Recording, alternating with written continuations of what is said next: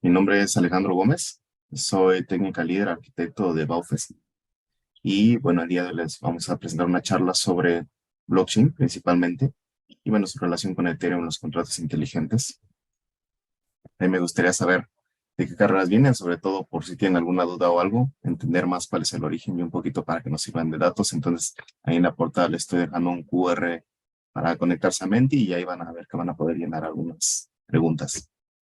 Y bueno, eso es totalmente opcional. Y pues, bienvenidos. Cualquier duda la vamos a dejar para el final de la charla. Les pido que las vayan apuntando bien. Vamos a tener un buen tiempo para preguntas y respuestas. Entonces, dejémoslo para el final y con gusto las respondemos.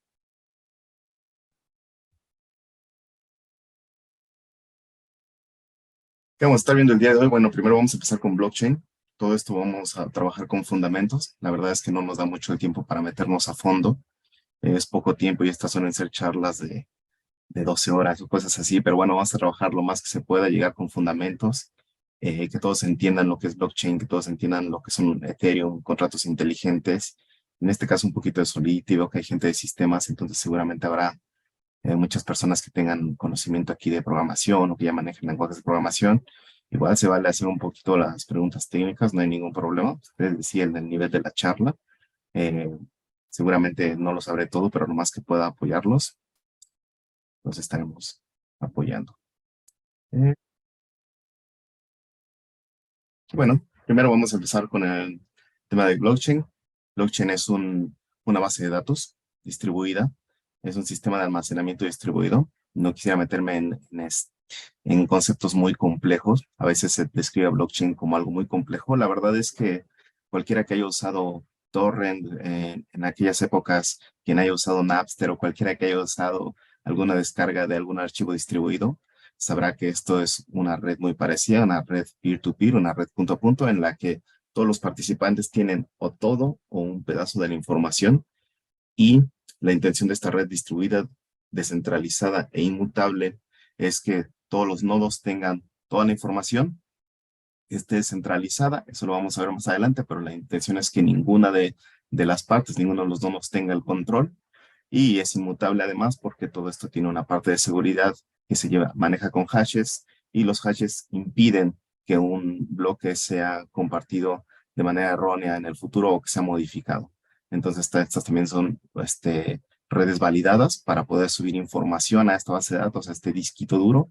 Es necesario que por lo menos un porcentaje de los nodos acepten que la información que se está subiendo es la correcta. Teniendo esa información, les voy a poner aquí una página un poquito que nos va a permitir entender cómo funciona blockchain. Y regularmente blockchain es esto, es una cadena de datos en la que van los bloques, uno, dos, tres, etcétera, etcétera, van listados todos los bloques con los que se están trabajando. Y de lo que trata el trabajo del blockchain, sobre todo tenemos un tema que se llama of Work. Proof of Work consiste en los famosos mineros que teníamos en las blockchains y los mineros se encargan de resolver una función criptográfica que nos permite encontrar nonce lo más rápido posible. En realidad, la matemática no es complicada, pero mucha gente hace algoritmos para resolver nonce lo más rápido posible. Y si se fijan, aquí tenemos, este es nuestro bloque uno, no tenemos bloque anterior y después tenemos un hash. La intención siempre será que ese hash cumpla con ciertas reglas. En el caso de blockchain, tiene que cumplir con cierto número de ceros, por ejemplo, 16 ceros. En algunas otras redes tendrá que cumplir con 4, con 5, con 7 de blockchain, etcétera, etcétera. Cada quien tiene sus reglas. Pero aquí lo importante es que cada que yo tengo una data, si se fijan, automáticamente se pone en rojo todo y al momento de que yo la mino, lo que va a buscar es un nonce para que todo esto cumpla con el requisito, en este caso de este demo, que tenga 4 ceros al principio. Al momento que lo encuentra, nos genera un hash y ese hash, si se fijan, se va a ir al siguiente bloque, 593. Y así, cada bloque va enlazado y lleva la data enlazada del bloque anterior y va con un hash. Esto es lo que nos permite que sea una red inmutable, porque en realidad para poder mutar un dato de este bloque, por ejemplo, tendríamos que después regenerar todos los bloques siguientes y que todos sean compatibles con el hash. Y la verdad es que eso es técnicamente imposible. Eh, entonces, bueno, También tenemos la parte de que es validado, porque una vez que este bloque genera esa información, se comparte cuál es el nonce y cuál es el hash con todos los participantes de la red para que puedan validar que exactamente la data que tiene ese bloque está validada. Entonces, pues bueno, así es muy sencillo cómo funciona en bloque. Veámoslo como almacenamiento, literalmente almacenamiento en una red distribuida de punto a punto, varias computadoras. Uno puede ser una computadora o una granja de computadoras de servidores conectados con varias tarjetas gráficas que hacen funciones en paralelo, miles de funciones en paralelo y ayudan a hacer este tipo de transacciones. Hay Blockchain entonces tiene algunas características. Sus ventajas sería que es una red segura. Como vimos, tiene un hash de por medio que se asegura de que la data que tiene adentro sea la misma siempre. Tiene una validación por varias personas.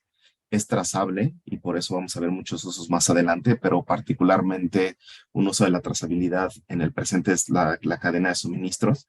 Podemos saber, por ejemplo, si quiero saber si una manzana es orgánica, yo puedo trazar desde quién fue el proveedor de la semilla, qué temperatura hubo en los lugares donde se generó esa semilla, qué día se cosechó esa manzana, qué día se sembró, qué día se cosechó, toda la información que sea necesaria se guarda en blockchain y entonces eso nos permite que sea trazable, porque al no ser modificable viene con el histórico desde la creación, en este caso digo de una manzana, pero puede ser de un producto. Muchas empresas tienen requerimientos de calidad y sus suministros tienen que cumplir con ciertas especificaciones y entonces nos permite trazar esas especificaciones. Es inmutable, como ya dijimos, es muy difícil cambiarla. No es que sea imposible, pero bueno, más del 51% de la red tendría que estar de acuerdo en hacer un cambio y eso, pues, la verdad es que es muy complicado. Tenemos alrededor de 6,000 nodos actualmente, entonces es muy difícil que todos los nodos se pongan de acuerdo para hacer una modificación y es totalmente descentralizada. No hay un gobierno sobre la red. La red está eh, ya configurada para que todo lo que se genere en esa red, el programa automáticamente hace la validación, valida con todos los nodos y sube el nuevo nodo a la red. Entonces, pues bueno, totalmente descentralizada, no hay alguien que tenga gobierno sobre ella.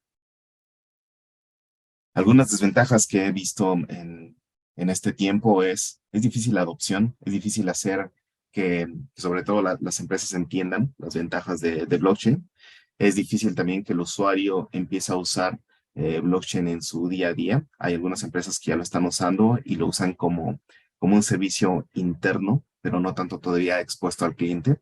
Por ahí habrán oído el concepto de Web 3.0, que es más exponer al usuario final y obviamente estas características que tiene blockchain de seguridad, de que lo que subes puede ser tuyo e incluso puede ser propietario, son incluidas en todo este tema de Web3. Aún así cuesta trabajo la adopción. Escalabilidad es una red que depende de los nodos y bueno, hasta lo que era blockchain en el caso de Ethereum, que lo vamos a ver más adelante, pero para Ethereum es muy difícil escalar porque tiene pocas transacciones por segundo, alrededor de 15 y 6 transacciones por segundo. Ya viene Ethereum 2.0, que bueno, lo que intenta es hacer, multiplicar por 32 ese número de transacciones y que sean mucho más transacciones por segundo. Aún así hay unas redes de capa 2 que ahorita vamos a ver más adelante que permiten que todas estas transacciones sean más rápidas por segundo y pues bueno, que nos permita tener eh, más maniobra en la red que bueno, llegó en algunos eventos a saturarse. La velocidad es lenta en realidad, requiere de algunos segundos una transacción. Hay redes como Bitcoin incluso que necesitan minutos. La validación del bloque en blockchain está alrededor de los 10 minutos en Bitcoin, entonces la velocidad de la validación de las transacciones no es rápida.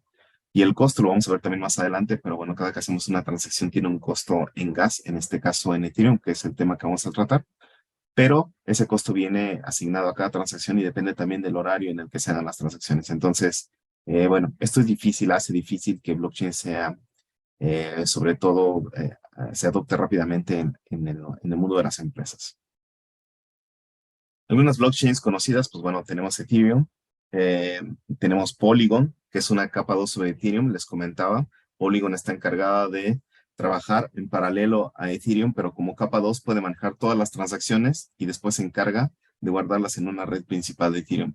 Al hacer esto es compatible, es compatible con la máquina virtual de Ethereum y, pues bueno, también tenemos Hyperledger, que es una blockchain que es de código abierto. Cualquiera puede configurar esta red, le puede poner sus propias características pero bueno, ya con alguna arquitectura predefinida que tiene el Hyperledger, entonces esto ayuda a hacer blockchain sobre todo privadas o que a lo mejor no necesitamos que sean accesos para mucho público. Se utiliza mucho cuando varias empresas necesitan mantener o compartir una blockchain. Entonces se suele usar Hyperledger o redes privadas como la IBM Blockchain para mantener una red entre todas ellas y que se compartan información sin que ninguno de los participantes pueda modificar o tenga el control realmente sobre la red, que no suele ser lo común ahora, ¿no? Regularmente nos conectamos a un servicio de un proveedor y es el que tiene el servicio. Si nosotros nos vamos a una plataforma que tiene una API de contabilidad, dependemos de esa API para que nos haga la contabilidad y en realidad no tenemos todos el control de la contabilidad, sino que depende de un dominio, un servidor central, aunque esté distribuido, pero es un controlador central. No pasa en el caso de blockchain. Entonces ese es el uso de este tipo de blockchains como Hyperledger y las de ABM y obviamente las que son públicas. Entrando un poquito a Ethereum, Ethereum es una computadora que decidieron crear Vitalik Buterin y Gavin Wood. Decidieron, al principio cuando salió el white paper de Bitcoin, dentro de sus funcionalidades estaba el poder hacer contratos inteligentes. Sin embargo, nunca se implementó, ahora se está comenzando a implementar, pero no se implementó en su momento. Y la intención de estos contratos inteligentes era que pudieran manejar no solo transacciones monetarias, sino cualquier tipo de transacción o incluso información que se quedara en esa red distribuida. En este caso, Vitalik Buterin y Gavin Wood decidieron crear Ethereum específicamente para que fuera eso, una computadora, una máquina virtual que permitiera procesar contratos inteligentes, que los contratos inteligentes no son más que clases muy sencillas de programación orientada a objetos. Vamos a ver más adelante algún ejemplo. Y bueno, con estas clases lo que se permitía era que se cumplieran ciertas características y automáticamente se ejecutaran esos contratos en la red sin que pudieran ser modificados. La red de Ethereum es igual, al ser una blockchain es descentralizada, es distribuida, nadie tiene el control de Ethereum, están todos los nodos y Ethereum al ser una red de contratos inteligentes y al tener transacciones, la forma en la que cobra esas transacciones es usando su moneda que es el Ether.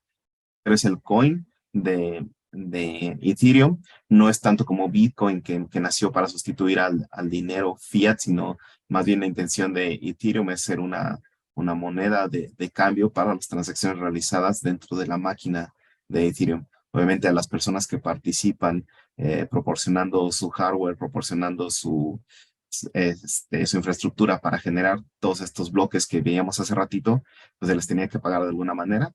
Así nace el Ether y por medio del Ether se les paga a todos los que participan a la red. En su momento eran mineros, ahorita ya cambió Ethereum a Proof of Work, que veremos también más adelante cuál es ese tipo de consenso, pero bueno, el Ether nació para eso.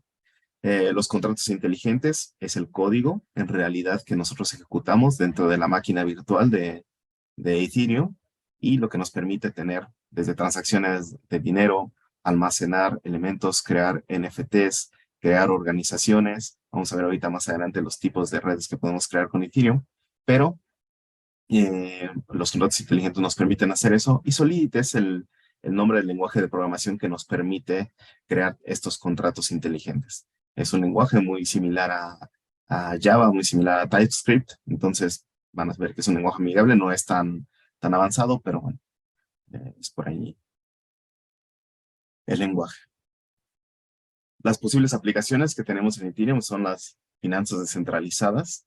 Es el uso más grande que tiene ahorita el Ethereum, por ejemplo, tenemos a Uniswap. Uniswap es una especie de banco y bueno, como esa especie de banco te permite hacer transferencias de criptomonedas, te permite hacer, por ejemplo, préstamos. Uno puede solicitar préstamos, te permite generar intereses, puedes dejar tu dinero en resguardo o tus criptos en resguardo y generar intereses. Técnicamente todas las funcionalidades que conocemos en un banco normal las pueden hacer las aplicaciones descentralizadas. En este caso, las finanzas descentralizadas como Uniswap, entre muchos otros que existen ya, ¿no? Conocemos también los NFTs, se hicieron comunes por ahí con el Bored Yacht Apps, que son, bueno, son apes, que son unos monitos que salieron ahí que eran muy curiosas sus imágenes, pero bueno, terminaron vendiéndose millones de dólares. La intención de los NFTs es darle propiedad y sobre todo darle valor a la creación de los autores. Los autores pueden crear contenido ya sea de imagen, de audio, de documentos, etcétera, etcétera, y todo eso se puede convertir en un token y ese token convertirse en un NFT. Un NFT es algo que no se puede redistribuir, sino que termina siendo único en el tiempo. Se pone mucho el ejemplo, por ejemplo, de la Gioconda o la Mona Lisa, que es una obra única, es una obra única hecha por el autor, independientemente de que haya 1000 copias, millones de copias, siempre se puede llegar al autor original porque es una obra certificada. Entonces, ese es el uso del NFT. No importan las copias que haya, sino lo importante es el que le da valor a ser el propietario del original. Están en las DAOs, que son las organizaciones autónomas descentralizadas. Esto funciona más, por ejemplo, en el caso de que varias personas o varios elementos de un grupo decidan tomar decisiones en base a su participación. Por ejemplo, si nosotros vivimos en un predio, varias personas, y cada uno en base a su participación, a lo mejor a mí me toca limpiar el predio, a otra persona le toca encargarse de la seguridad, a otra persona le toca, etcétera, etcétera. Y en base a eso, al trabajo que hagamos, un contrato inteligente nos puede ir asignando tokens. En base a los tokens que tengamos, nosotros podemos en esta organización descentralizada tener un poder de decisión para en el futuro aceptar más personas o hacer cambios, o a lo mejor con esos tokens que generamos o con alguna forma de monetización que se esté guardando en los contratos, después poderla asignar para un uso. Entonces, son organizaciones en las que las decisiones depende de la contribución de los participantes en esta organización. Están los juegos descentralizados. Por ahí hay un juego que se llama Axie Infinity. Es un juego 100% hecho en blockchain. La mayoría de los juegos que ustedes han jugado en el celular o ya muchos juegos de plataforma te permiten comprar ítems o puedes comprar oro, puedes comprar joyas, etcétera, etcétera, con dinero. Bueno, ahora lo que puedes comprar también son tokens que en realidad tengan un valor en el mercado, ya no solamente que tú gastes y se utilice en el juego, sino que ahora los juegos comienzan a tener tokens que pueden ser intercambiables y generan un valor en el mercado y después puedes irte a cualquier swap, a cualquier exchange a hacer intercambio de esos tokens. Por otro lado, aunque esta no es una aplicación en particular, es muy usada, que es el POAP, Proof of Attendance Protocol. Es algo muy parecido a lo que estamos haciendo ahora. Cada que la gente atiende a un evento que es único y antes nos tocaba que enseñábamos el boleto de mí. Yo estuve en el concierto de Roger Waters en la Ciudad de México y enseñábamos nuestro boleto. Bueno, pues ahora tú puedes tener esa participación de lo que es único y trazable en el tiempo, de tener una prueba de asistencia a un evento y bueno, son los famosos POAPs, ¿no? Entonces son algunas de las aplicaciones que podemos tener en blockchain y sobre todo en Ethereum con los contratos inteligentes. Son aplicaciones que nos permite generar y la verdad es que cada uno tiene su uso. Ahorita es un uso muy por arriba el que le estoy escribiendo, pero bueno, seguramente en las preguntas habrá más usos que podamos compartir. Un poquito de cómo funcionan los contratos inteligentes.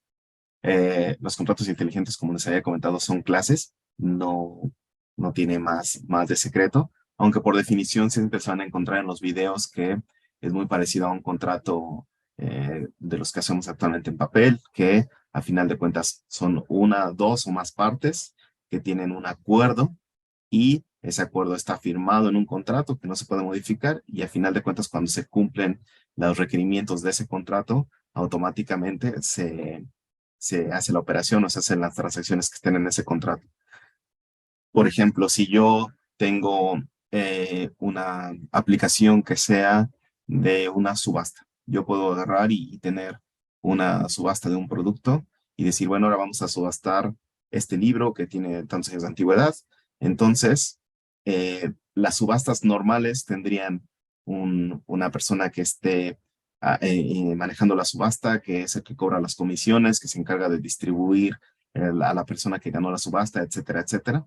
En el caso de los contratos inteligentes y en el caso de blockchain, sería, por ejemplo, hacer un contrato inteligente que nos permita que se defina cuál es el producto y que cada uno de los participantes entre y vaya haciendo su aportación. Entonces, en automático el contrato puede decir, bueno, esta subasta la voy a tener limitada a 10 minutos. En 10 minutos, el que haya hecho su mejor postura va a ser el que va a cobrar esta o el que va a recibir este producto y va a ser el que va a ganar la subasta. Entonces, ya no hay intermediarios, simplemente cada uno va participando con su propuesta del monto que desea asignar. En el momento que se termina la operación, el contrato inteligente retira los fondos al ganador y le entrega el producto o la propiedad del producto. Supongamos que se está subastando un NFT, le podría entregar incluso su mismo hash al receptor de esta subasta y a que haya ganado. Entonces, si se fijan, quitamos los intermediarios, la gente va participando y el contrato no se puede violar. El contrato tiene reglas, me voy a ejecutar por tanto tiempo con esas reglas y condiciones. Y al final, el que logre tener el mayor, la propuesta más alta es quien se va a llevar el beneficio del producto. Entonces, es autónomo, descentralizado, no pertenece a nadie, nadie lo va a llevar, lo va a manejar. Y bueno, todo esto se ejecuta dentro de la red de Ethereum, que es la red por excelencia de los contratos inteligentes. Ya hay más redes que están haciendo contratos inteligentes, hay muchas redes, se van a encontrar. Hasta ahorita quien lleva pues la cantidad más alta de contratos inteligentes es Ethereum. Igual Bitcoin también ya está empezando a manejar contratos inteligentes. Pero bueno, creo que no es su fuerte. El fuerte de Ethereum es precisamente manejar contratos inteligentes. Les platicaba un poquito de los costos. Aquí es importante que sepan que ustedes cada que hacen una transacción, esas transacciones con los contratos inteligentes tienen un costo en gas. El gas no es per se una moneda porque depende de la hora a la que se ejecute. Es decir, yo puedo ir ahorita a comprar, hagamos un símil con gas, yo puedo tener mi auto, voy por 10 litros de gasolina, pero a lo mejor si ahorita no hay una saturación de la necesidad de gasolina, pues a lo mejor la gasolina me cuesta $1, pero si voy en un momento en el que haya poca gasolina o hay una escasez por alguna razón, me va a costar a lo mejor 10 o $100 ese mismo litro de gasolina o esos 10 litros de gasolina. Entonces, a eso se refiere esto. Entonces, cada operación tiene un costo de gas. Por ejemplo, una transacción regular en Ethereum tiene un costo de 21,000 gas por transacción y depende de la hora a la que se ejecute, se hará la conversión a cuánto Ether equivale eso y ya el Ether tendrá que estar o en el contrato para hacer la transacción o en la billetera del que está ejecutando la transacción. Por ejemplo, en el caso de la subasta que decíamos, bueno, tendrá que tener el Ether suficiente más el costo de la transacción en su billetera para poder quedarse con ese producto de la subasta. Entonces es importante el concepto del gas, es el costo de las transacciones y depende mucho del horario. Aquí les puse una pequeña gráfica de más o menos los horarios, suele estar saturado en ciertas horas y después se libera. Entonces muchas veces lo que se hace es juntar transacciones y ejecutarlas en batch en ciertos horarios que el costo no es tan alto y entonces se hacen las transacciones bueno, en la blockchain para que queden lo más económicas posible. Como les decía, el costo es uno de los limitantes de blockchain, pero en ciertas redes como Polygon o bueno, hay varias redes, el costo del gas no es tan caro, es una décima parte o incluso a menos de lo que cuesta directamente hacer una transacción en Ethereum. Y por último, antes de entrar a algunos ejemplos, vamos a platicar de lo que es Solidity. Solidity, como platicábamos, en nuestro lenguaje de programación. Es muy parecido a una programación estructurada por objetos. Tenemos una definición de la estructura de la clase. Podemos definir objetos o podemos definir también estructuras. Tenemos nuestro constructor, tenemos funciones, etcétera, etcétera, pero me gustaría más que vieran en vivo cómo es un contrato inteligente. Y acá les comparto.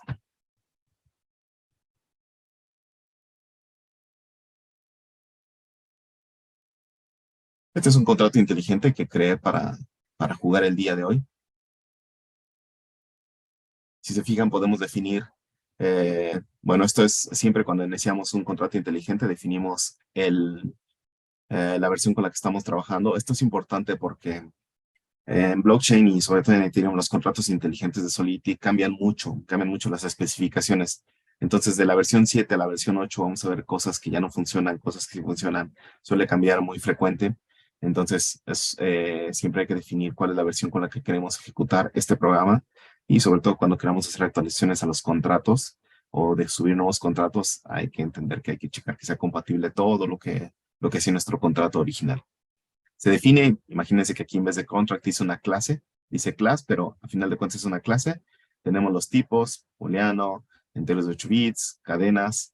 Address es un tipo de dato específicamente de Solidity, pero bueno, tenemos los address que nos permiten guardar información de la persona que está haciendo la transacción o de la dirección que está haciendo la transacción.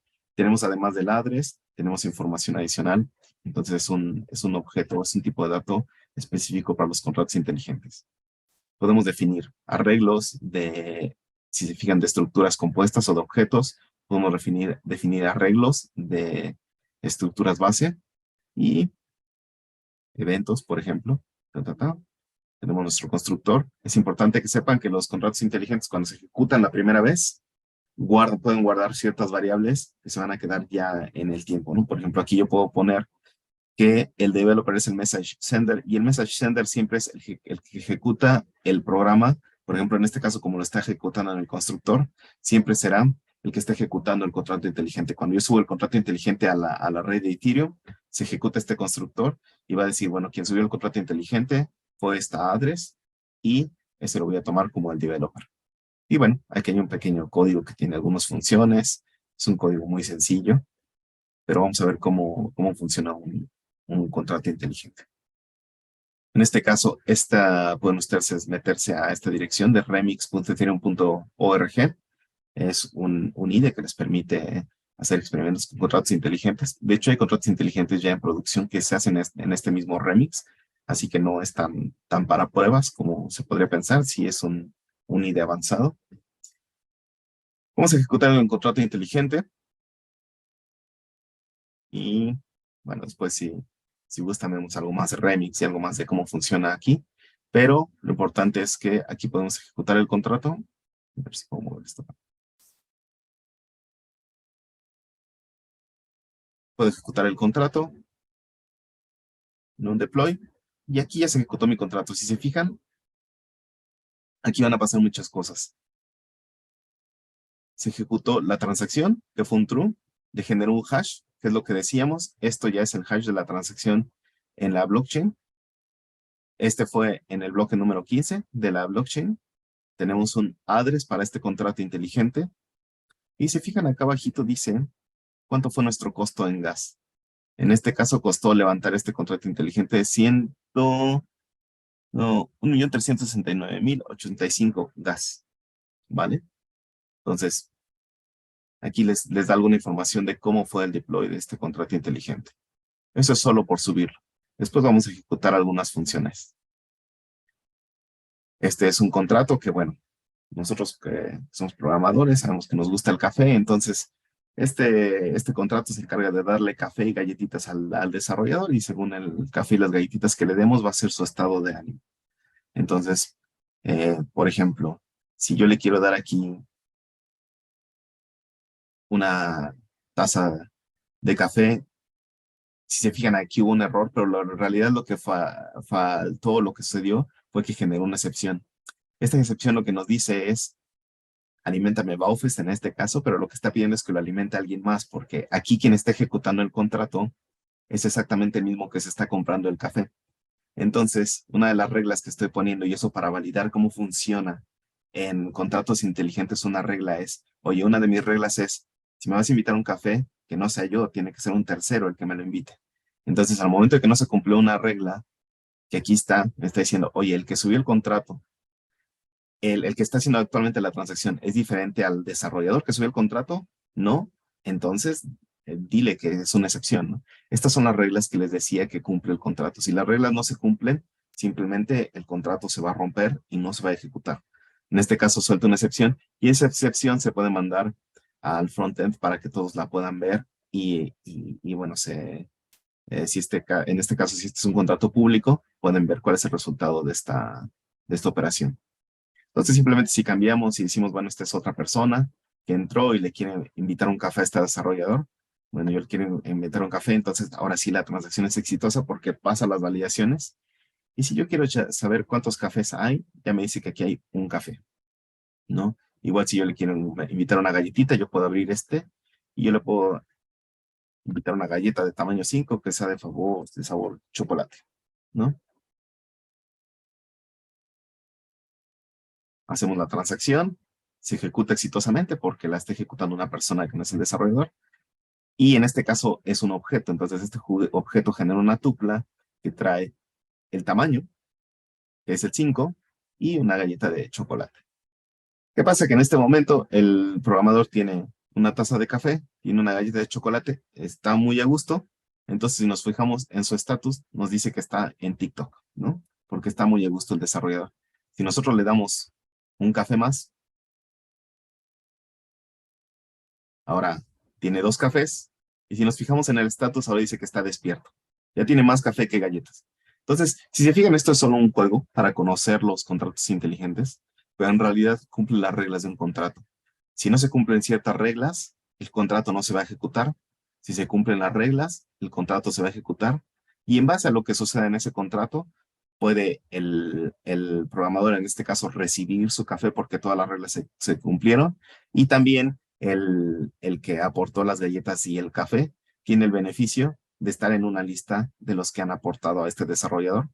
Entonces ya está en su lista de beneficiarios para después quizá ofrecerles algún tipo de token o algo que diga, bueno, este me apoyó con café, le voy a dar un token y a lo mejor en 5 años mi token va a valer $1 millón y entonces este patrocinador se va a volver millonario.